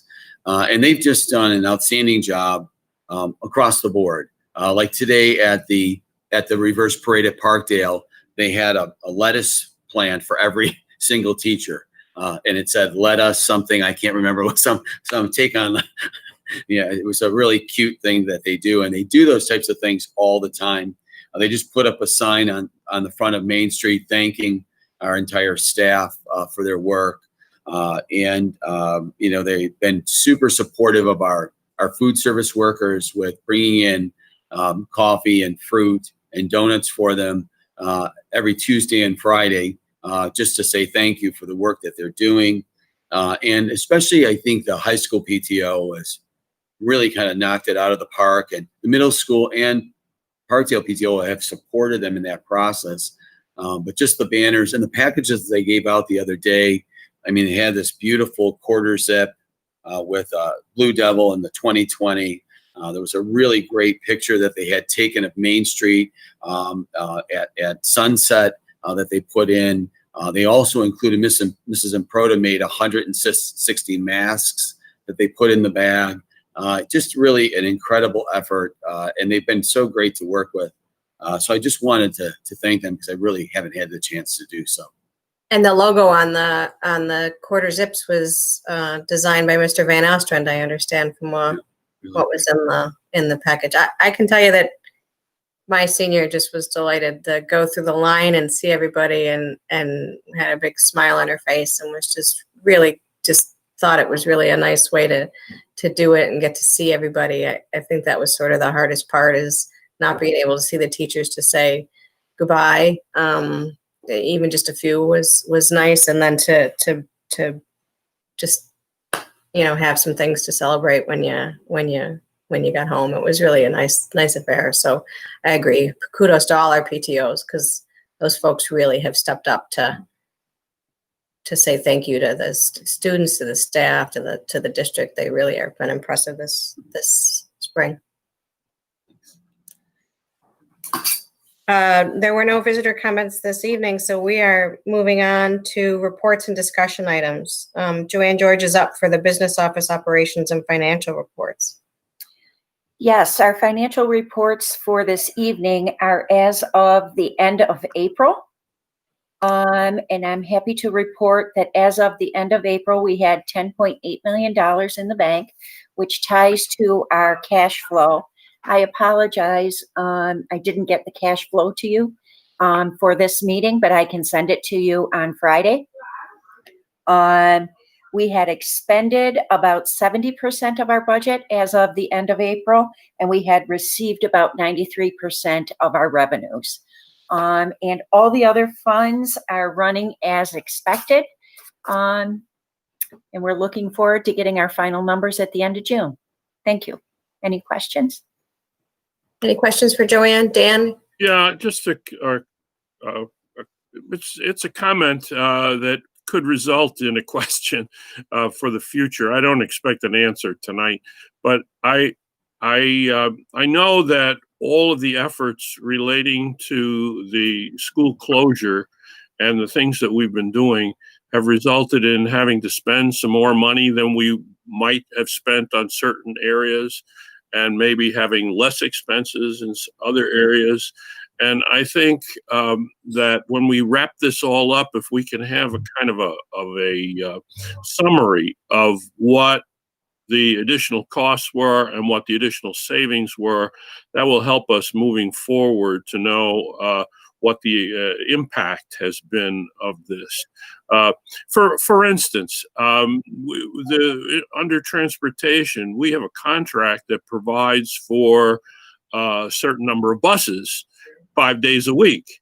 And we've been using fewer buses and only 2 days a week. And so it would be interesting to know what the net result was with regard to our costs in transportation as a result of this. And I know we've had, I'm just curious as to how we handled, for instance, coaching salaries for the spring semester and all of the things associated with the difference in the way we did things under these unusual circumstances. So if we get, and I know that there's no quick answer to this, but I would like to see sometime a summary of how that all worked out. Yeah, because some of those, I mean, you brought up transportation, but some of what you might expect would be savings or contractual obligations that we weren't going to actually save money if we didn't provide the service. So it would be nice to know what services we used and how in what collectively did we use that we otherwise had to expend in any event. What bang for our buck essentially did we get? And then also, what additional expenses there were. Sure. And well, for instance, if they're providing bus drivers only 2 days a week, are they paying their bus drivers for 5 days a week? And if we're giving them sufficient money because we have a contractual obligation, are they simply banking that money, or are they using it to keep their people employed? So all those kinds of questions are running around in my mind, and I've been reluctant to bring them up because I know you have enough on your plate right now. But I think we do need to have an accounting in our role as watchdogs for the taxpayers' money, and we need to see how that has been husbanded during this period of time. And Joanne, I know you're not going to you can't close out this year's budget for several months yet. So even if we got some kind of an assessment in phases, if we could say, I've gone through this much of the budget to be able to report out, and then at the next meeting we could report out the rest of it, it might make it a little less daunting. Absolutely. Yeah, my only comment would be on the bus drivers. I know that we're utilizing them 2 days a week, and that's what first student is being paid for, service for 2 days a week. But I have no idea if they're continuing to pay their employees, because that's on their books. Oh, but you're saying that we're only paying them for 2 days a week. We're not paying them for 5. All right. So that's a good example of a savings that we have achieved. So even though we had a contract for 5 days a week, you're saying we didn't have to honor that contract. We are simply paying for the services that we are receiving. At this point in time, that is how we are handling it until and unless we get an executive order to change that. Yeah. Okay. Well, that's good. That's helpful. Oh, and and of course there are similar questions relating to the food service and all that sort of thing. So you just keep it in mind. And as Mary Beth suggests, perhaps we could be told in segments rather than all at once on each of these different issues. Dan, that's the problem. So much of this is, if you've seen with other things, is it keeps changing. So we're reluctant to report anything until we kind of get through it and really know that, yes, indeed, this is what's going to happen. Because right now we're paying for student for 2 days a week. Who knows if the governor may say we're obligated to pay the full contract? Who knows? It's just like so many of the other things that we've been dealing with. One day it's this, and then the next day it's something else. Sure. All I'm asking is that you keep us posted. Sure. As those issues are, as those issues are raised, and as a resolution to any particular issue occurs, let the Board of Education know what's happening, and then a summary at the end. It makes a lot of sense, but frankly, I'd rather hear it in dribs and drabs as decisions are being made. We might have a point of view. Yeah, very true. Yes. Thanks. We definitely will. Anybody have any other questions for Joanne? No, just what a phenomenal job both Brian and Joanne you've done this year. Thank you. Really, I think Dan, I, and the rest of the finance committee, Mary Beth would say, really don't know how we got to this point, but thank you. I agree. It helps to have people who know what they're doing working for you. All right, we are moving on to, well, there's no items for board discussion this evening. Any legislation? We've kind of talked about executive order after executive order, so we're waiting for the next executive order, right? Yes. Okay. And we are moving on to the consensus agenda. Is there anyone, any board member who wishes to remove an item for separate discussion? All right. Seeing none, may I have a motion to a motion to approve the consensus agenda? Moved. Moved by John, second? Second. Seconded by Jessica. Discussion. All those in favor, please say aye. Aye. Aye. Carried 7-0.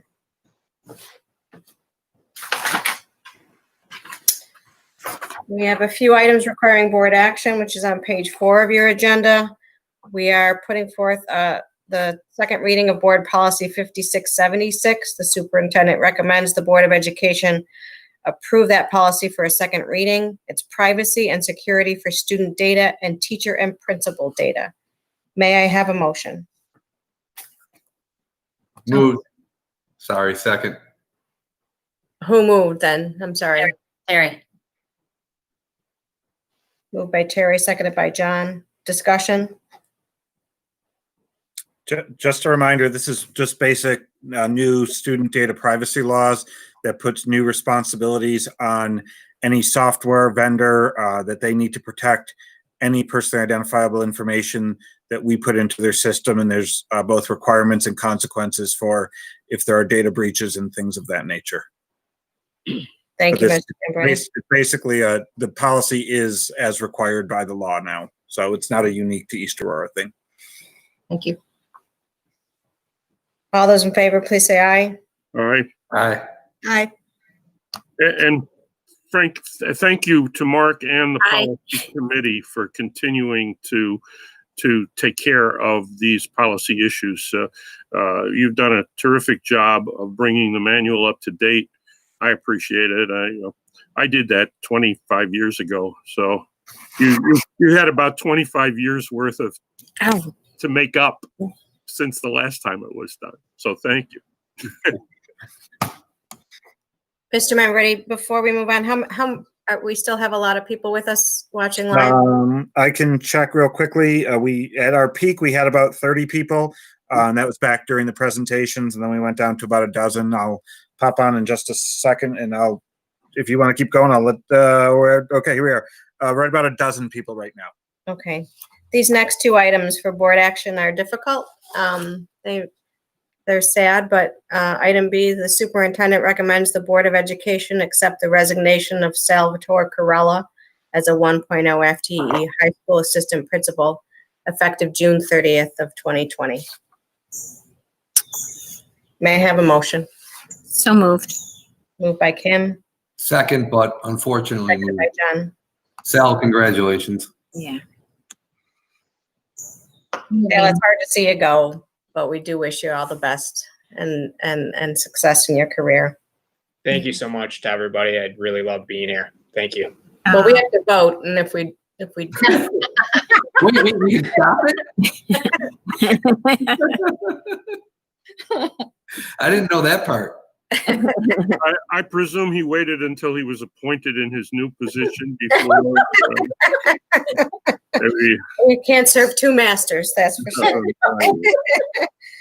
All those in favor, please say aye. Aye. Not in favor. Carried 6-0. 6-1. No, I'm sorry.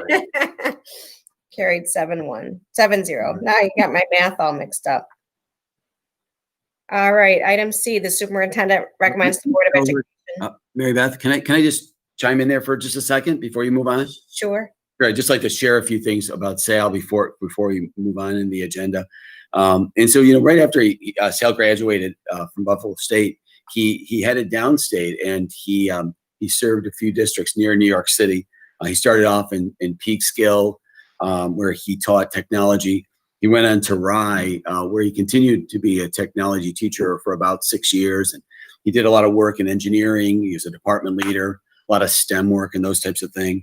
Then after Rye, he moved on to Sourdough School District. And No, that's an inside joke. I'm sorry. We often tease Sal about working for school districts named after bread, and so it wasn't called. It was Queensbury. So sorry, I apologize. So no, he moved on to Queensbury, where he was an assistant principal for 1 year before joining us in 2017. And you know what? Each area of the state does things a little differently, and so Sal brought a lot of things with us from downstate that we weren't necessarily aware of, and a few things that just came to mind today because they were on my mind is one thing he shared with us was it's called the Marshall Memo, and about twice a month we get a memo with all of these publications that support particular topics, and we've gotten a lot of really interesting and thoughtful articles on grading that have helped with the grading committee, things related to the pandemic, lots of issues related to the pandemic about instruction and mental health and those types of things. And even honestly, yesterday we got an extensive list of articles about the public unrest that we're dealing with right now, and so it's been really informative, and we all use it and we refer to it often. He also, when we first met and we were talking a little bit about what he had done in his previous school districts, he talked about the academic learning center, and he had pulled that together in his previous district, and I was completely interested in. I know the other administrators were as well, and so he really spearheaded that for us in terms of setting it up for the high school and middle school too. And he really has worked beyond the typical AP role. A lot of assistant principals, they tend to focus on the kind of disciplinary action, but he's done a lot with instruction. He actually led our as department chair of our English department this year. And he's just done a lot of things in that regard. He's done many teacher observations and evaluations, and it's all been really, really well done. Just excellent quality, high level of work ethic. He's really astute with technology. He helped to set up our Twitter feeds and our Facebook pages, and assisted the other principals as well. And he helped me design the logo for our values and vision. We redesigned it because we didn't think it was quite right, and he was instrumental in pulling all of that together. So it's really been a very, very successful 3 years. It's been a lot of fun. Like I told, we joke around a lot. We have a really nice administrative crew, and I'm very fortunate to work with all of them, and we like to go tease each other and goof around, and Sal's been a big part of that, and so we're certainly going to miss him. One thing about working in a small district, it's kind of limiting in terms of administrative structure, and so moving to Williamsville will offer him a number of opportunities that just aren't available here, and we know he's going to be successful, and we just want to thank him for his really fine work and for his friendship. It's been a great 3 years. So thank you, Sal. Yeah, I mean, the biggest disadvantage we have here is being such a small district with such quality people. Sal, you are right up there with everyone here, but the unfortunate thing is we have many of them, right? So kudos to you. Thank you, Brian, for those kind words. Sal, I don't think I can speak tonight, but I will invite everyone to the party for Sal at the end of the summer, and maybe I'll be composed enough to say something at that time. Let us know where that is, Bill. You got it. Can't wait for that one. Oh, what's that wine bar on North Buffalo? Forget the name. Yeah, I forgot what that was called. Thank you, everybody. I really appreciate it. Gonna really miss it here, but I hope to stop by and look forward to maybe attending homecoming and just still being part of the community that really helped me and with my career and my growth. And this is just another step in that. So thank you to everyone that's been part of my life this far. I'm really gonna miss it. I really am. Thank you so much. Best to you, Sal.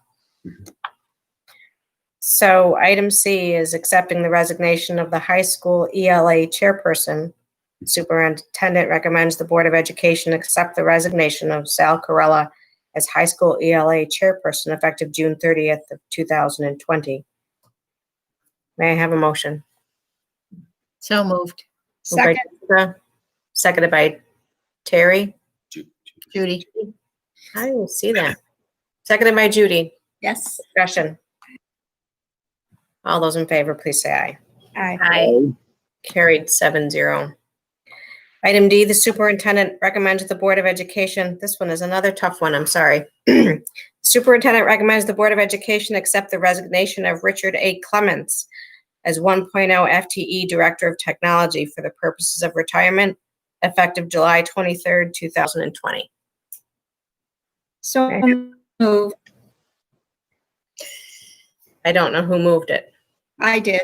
Judy? Yes. Moved by Judy.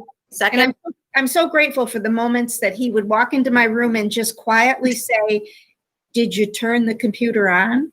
Did we have a second before we go on? Second. Thank you. Moved by Judy, seconded by Kim. All right, Judy. Is this another one that if the vote goes 4-3, he can't leave? I think retirement's harder, so yeah, he didn't accept a job somewhere else. It's really hard to see you go. John, that's nice. You're a class act, Rich, without a doubt. That's kind, John. Thank you. Thank you so much. All the best to you. We are going to miss you. Yes, good luck. I miss working with you folks as well. It's been a great highlight of my career. 35 years comes down to this night, and what a great way to finish it up. I appreciate all of you, and I appreciate your support, and I'm so assured of your continued success. Get Cuomo out of your way. Rich, you open a bunch of committees? We have a couple of tech committees that might need some help. You give me a call, John, anytime. I always take a call from you. Well, Rich, we wish you really just great success and relaxation and happiness in retirement. Enjoy yourself. Thank you so much. I appreciate you all so much, and you do wonderful work, and I'm sure it's going to continue. Thank you so much. Thank you. All those in favor, please say aye. Aye. Aye. Carried 7-0. That's all on our agenda for this evening. Our agenda says our next regularly scheduled board meeting is July 1st. That's our reorg meeting, so that is a lengthy meeting, I remind everybody. But I do want to tell you to stay on the lookout because of the board budget and board member vote and election being extended to June 16th. We're going to have a meeting likely on the 17th, probably the evening of the 17th. Is there any board member not available on the evening of the 17th? I'm good. John Seghetti. Everyone good? Okay. So I would expect that we would have a meeting on the 17th. I also, at the beginning of the meeting, forgot to mention we were going to be entering executive session for the sole purpose of discussing a matter related to a particular employee and matters related to Brian, I'm running a short on the number on the other executive session item. How many employees that is? That would be, I think it's 10. Okay, so one matter related to a particular employee and another matter related to 10 employees. We will be entering executive session solely for that purpose and would adjourn at the conclusion of executive session. There will be no further public business brought before this Board of Education this evening. May I have a motion to enter executive session to discuss those two items? So moved. Second. Moved by Kim and seconded by Terry. All those in favor, please say aye. Aye. And carried 7-0. I remind the board and Mr. Russ and Mr. Membretti to please click on the second link that you were provided for tonight's meeting. Thank you. All right. May I have? Wait, Mary Beth, back up. We're talking about going back to exec, right? Yep. We got to go back to executive session. Thank you. Good night to all our administrators. Good night. Good night. Good night. Thank you.